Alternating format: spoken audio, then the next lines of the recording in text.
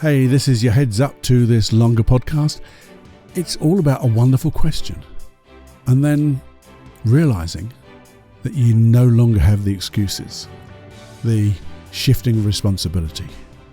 That, in fact, if you want to be empowered, you can change anything in your life. You do not have to accept anything negative, as in the way of emotions, beliefs, or behaviors. And I'm going to show you exactly how. Have a listen after this. And just remember, save those golden nuggets, and if you can, share this episode and share this podcast to all your friends. Have a listen right after this. Warning. Warning. Warning. Warning. You are entering into the unplugged mind of Paul Clough. Too late. Personal Development Unplugged. Hey, my friend, how are you doing today? This is Paul from Personal Development Unplugged. Another little episode on this, personal development, doing stuff to make ourselves better, create success and all that stuff. But we always have things to work on, don't we? And when you look back at how you're behaving, there's a question for you. How's that working for you? Isn't that a lovely question? Because we know the answer, don't we? How's that anger working for you? How's that jealousy working for you? How's that guilt working for you? You name it. How's it working for you? And you see, we all know the answer. Because if it was working, you wouldn't experience a negative emotion. You wouldn't need to. Why? I'm going to get back to that. You see, have you ever been in a conversation? Well, that type of conversation which gets a little bit heated, where the dialogue just starts to get a little bit over the top and people start to lose their rag a little bit. And the other person says, you make me so bloody angry, or cross, or annoyed, but we'll go for angry. And is it you that's making them angry? Have to think about that in a moment. They certainly think it's you. But that's in some ways putting the responsibility on you, making them feel an emotion. Can you do that? Because if you could, you just make them feel happy or stop it or whatever. If you see somebody who you go, how are you feeling? And they go, I'm really sad. And you go, okay, well, be happy then. I'll make you be happy. It doesn't happen. You can't make people feel things, can you? You can help. You cannot make them do anything. You can't make anybody do anything, can we? What about this then? What about this? When you think of a situation in the past where you said something, not too nice. You said something, you come away, and you felt, kind of guilty about it maybe. You got that feeling, got that emotion. Now, why would you feel guilty? What is the intention of having that guilt? I'm going to talk about that. Or think of it this way maybe. If someone criticized you, and because we always take everything personally. That's the only way we can take it, I guess. And you go away from that situation. That person is no longer with you. They're not saying it. They're not anywhere near you. They're getting on with their life. But you start to replay it in your mind. And you make it worse. And you start an argument in your mind's eye, in this movie you're making. Or maybe you start to feel guilty and you make more movies about that and create that emotion inside yourself. Notice what I said? Create that emotion inside yourself. Or you just get so cross because that movie you're making in your head, because you're thinking about that event in the past. Now you're creating it in your mind or in the present right now. And then you're probably even throwing it out into the future. Who knows what you're doing? And it makes you so bloody angry or guilty or jealous, or you name the emotion. You fill in the blank. Now, question to you. Another question, Clough? Yeah, another question. Would you accept that you chose in that moment to feel that negative emotion? Think about it now. When you say, you make me so angry, or they makes me so angry, or thinking about it makes me so angry. Whenever I see them, they make me angry. It's what they say. That makes me angry. Would you accept that you feel that way? Of course you wouldn't. Would you? No. But I would say to my clients when I'm working with them, we're going through their personal history just to fine-tune down to find that one thing, the one thing that when disappeared, all the other problems in there, or the issue disappears and all the other effects of that issue disappear. I ask them a question. If you were to know, when did you choose to create this situation, choose this issue? And their eyes open a bit wide. Say, what do you mean I chose it? Well, think about it. Did someone make you choose an issue? Did they make you feel guilty? Really? Did they say, okay, you've got to feel guilty about this. You've got to feel angry about this. Because you can say, well, you've got to feel guilty about that, and that could make you angry. So that's not working, is it? You see, you chose to create an issue. You choose to create your emotions. You choose everything you do, every decision or everything you do and have done in the past. From the moment you were conceived, maybe even before, you chose. You made a decision and did something. But you're going to say to me, Paul, no, I didn't. I didn't think I was going to do this consciously. And exactly that. You didn't choose consciously. Sometimes you do, but very rarely. Sometimes you consciously continue that choice. But it's an unconscious decision, unconscious choice. But the thing is, when our unconscious mind, this is what I believe anyway, our unconscious mind with the wonderful best intention makes you feel that way. Sometimes it can be, make you angry to protect yourself, to get all the endorphins or whatever it is flowing through your body and have you so much energy to do something. But you've got fight and flight. You don't need anger to do that, because if you think about it, when you see people who are really angry, are they in control of what they're doing, what they're saying? No way on earth, because they're just randomly doing anything and everything. But there was a positive intention behind that. It just went a little bit awry. Think about it. Guilty. Say you felt guilty about something. You didn't choose to feel guilty, but it comes to mind now, and you replay it in your mind. What would be the positive intention of reliving guilt? Well, for me, the first thing that jumps into mind is, well, I mustn't do that again, because I don't like the feeling I've got having done something which maybe wasn't the most appropriate thing to do or most kindest thing to do.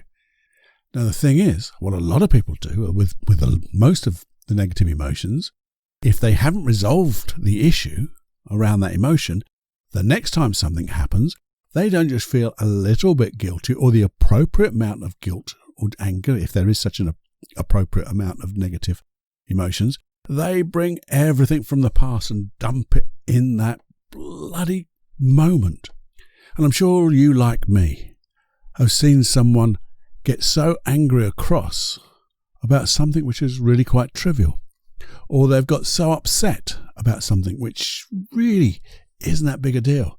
But what it is like they've got all this stored up, pent up emotion that they haven't dealt with. And they dump it all in that one event. And guess what? If they don't learn from that, they'll dump it onto the next one. What about jealousy? When you feel jealous, what's the positive intention behind jealousy? Well, isn't that in some ways trying to protect your relationship? To keep things in such a nice way that you have a wonderful, blooming relationship. That's probably the intention, or was the very first time you ever learned about jealousy. But when you see people with acute jealousy, how good is that relationship they're in? It's a mare, isn't it? You see these people, I've got another text, where are you? And they're accusing and things like that. And that's when things go awry. It becomes totally inappropriate. But as we say, and I believe here, that presupposition from NLP, neuro-linguistic programming, every behavior has a positive intention, certainly for that person, and at the very first time they ever used it. And that could have been a long time ago. And they didn't have so much wisdom, didn't have so much experience, but they chose that because that was the only thing they could do. And it worked because that's the best they could do. Now, if that was the best they could do, fine. Your unconscious mind has done something for you. But what tends to happen is, unless we learn from that event, it means we're going to continue to do the same things, because if we haven't learned from it, we're just going to continue that same type of inappropriate behavior, aren't we? And it's all, we do something and then your unconscious mind goes, oh, feel guilty about that. Or get jealous or get angry or fill in the blank. And if you notice, everything I'm talking about seems to be negative. It's a negative behavior, negative emotion. Why is that?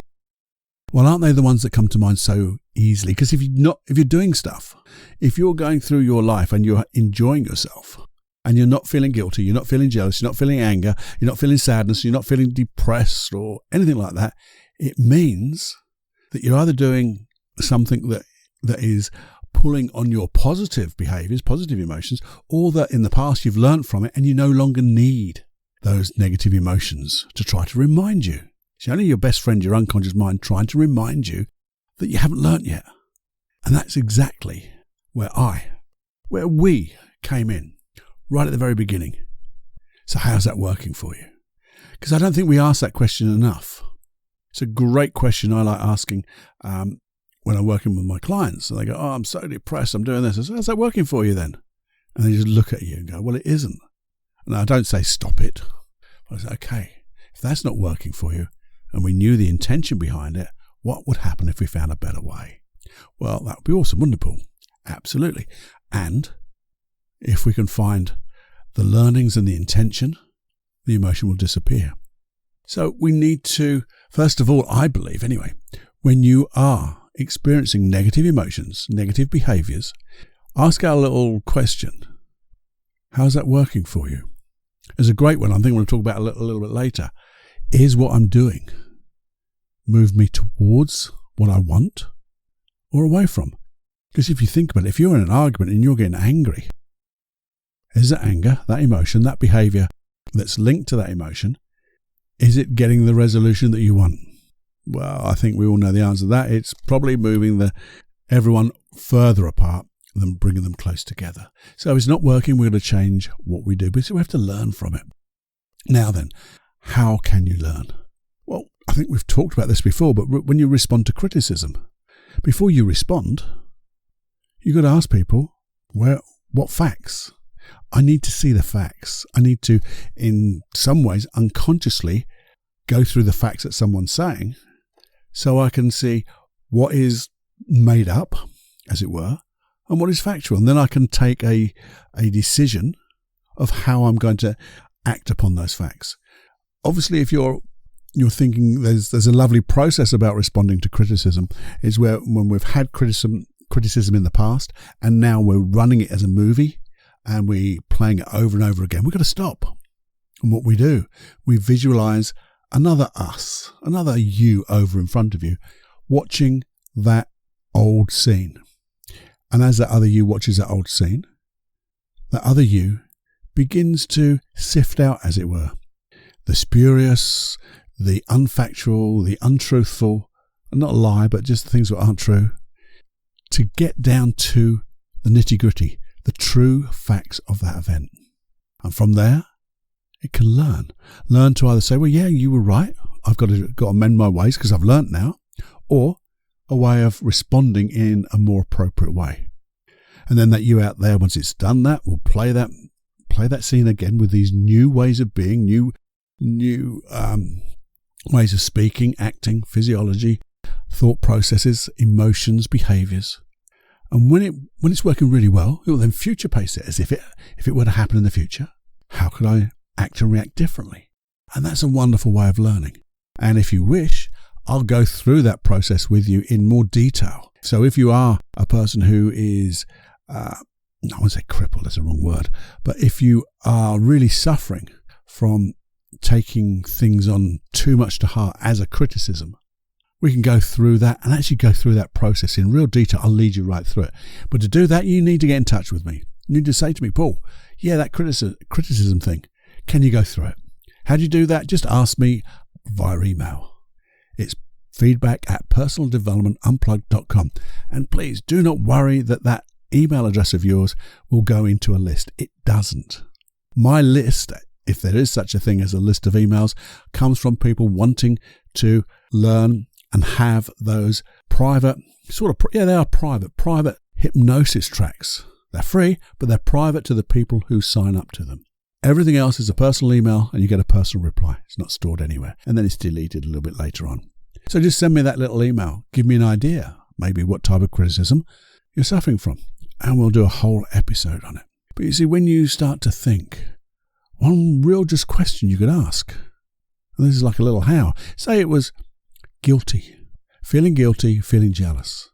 You fill in the blank, what emotion it is. Just ask.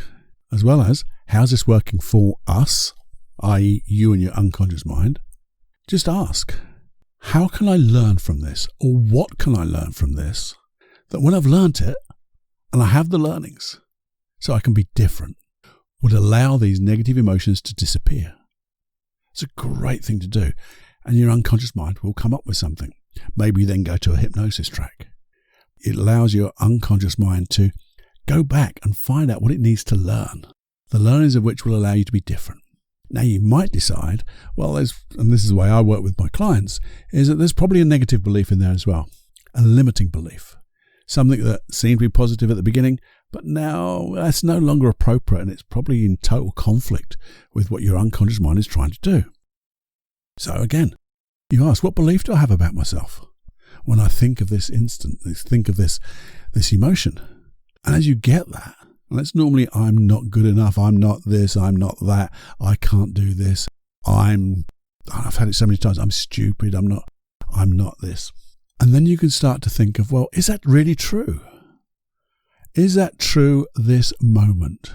Now you might say, well, yeah, it is true because I can feel it. Well, of course you can feel it because it's still there. It doesn't mean to say that the belief is true. It just means you're still there. Then you can do, well, okay, if now I've got this belief, have I got any counterexamples to it?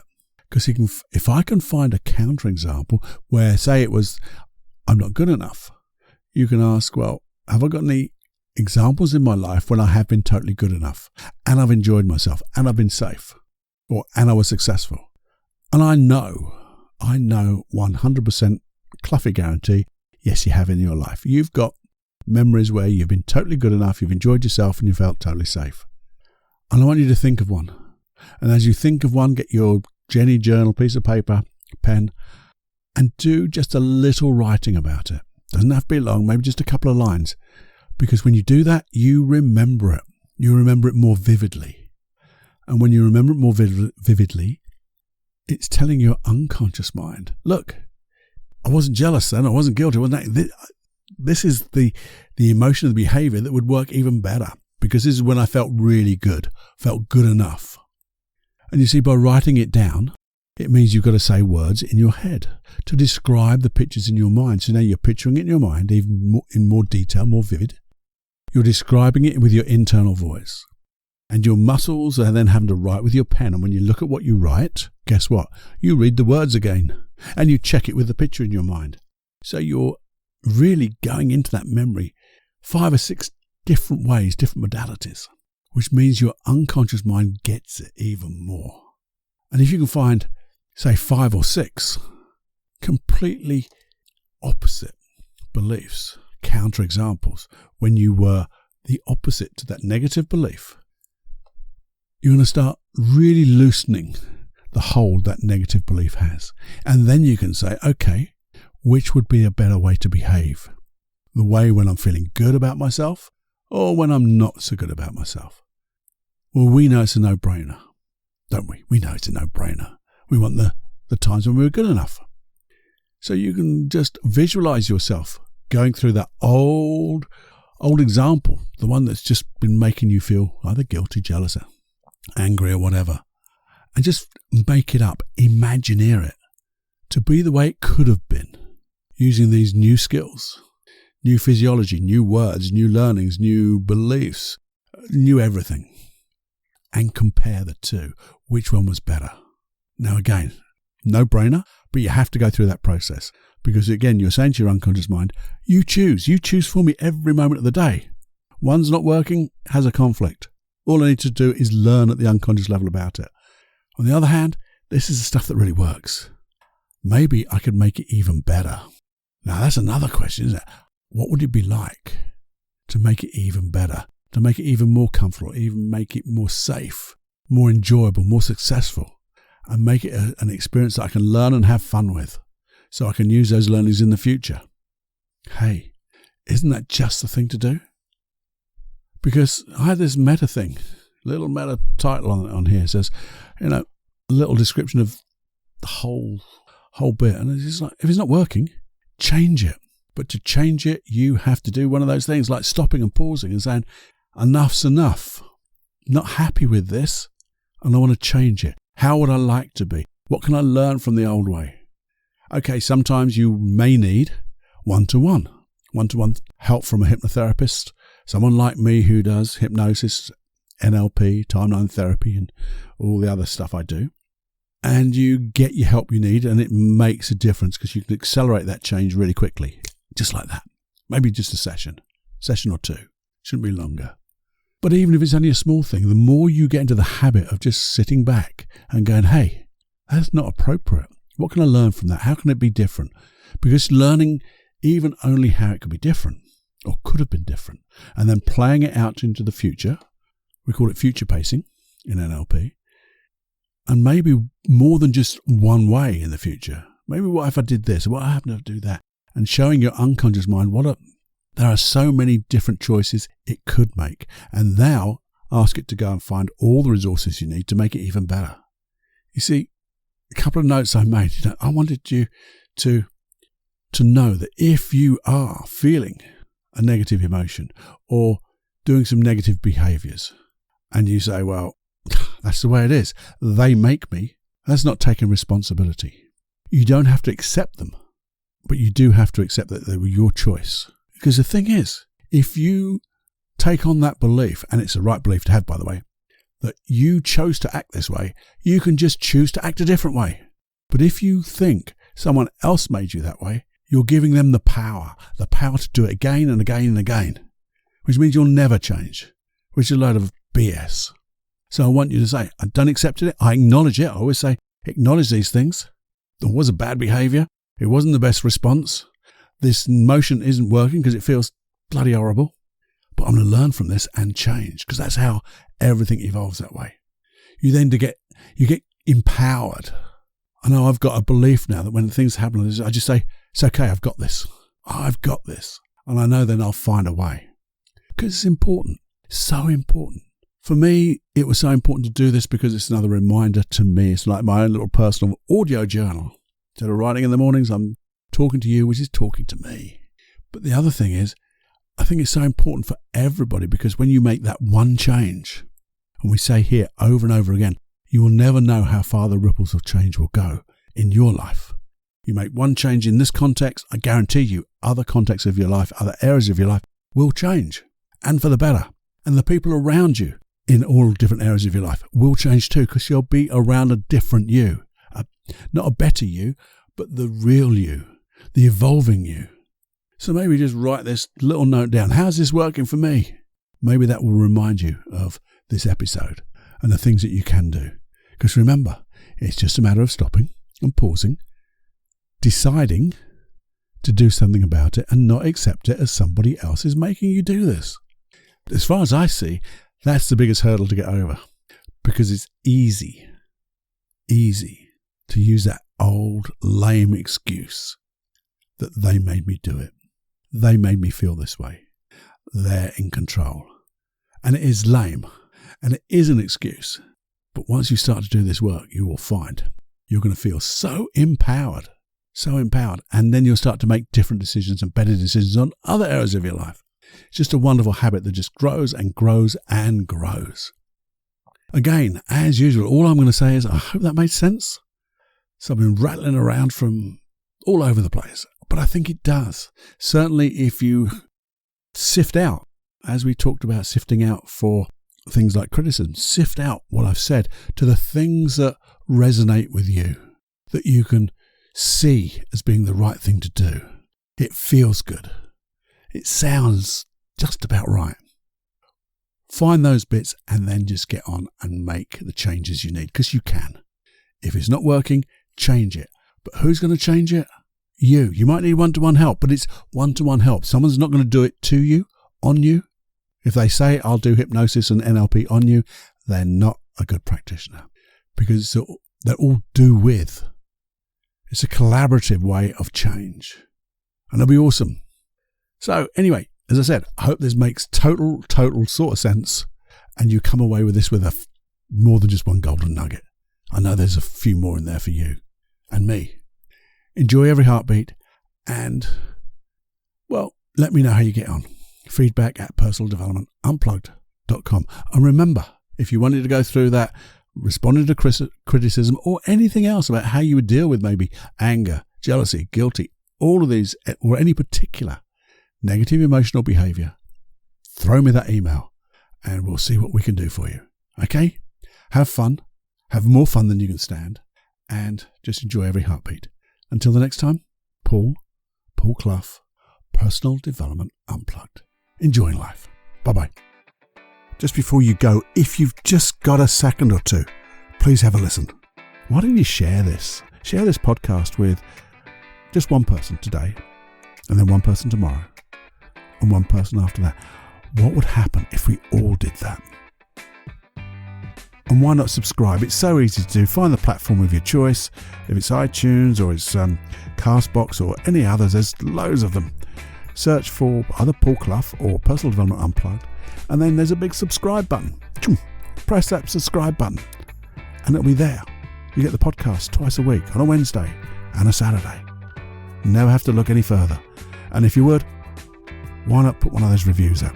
Because that would be awesome, because that just moves it around this integrated field of learning, as it were, and becomes and gets in front of other people, which is what we want, isn't it? To be the change we want to see in others and help others change to be the change they want to see in themselves. There you go. I'm going to speak to you real soon. Hope you enjoyed it. Have fun. Enjoy every heartbeat.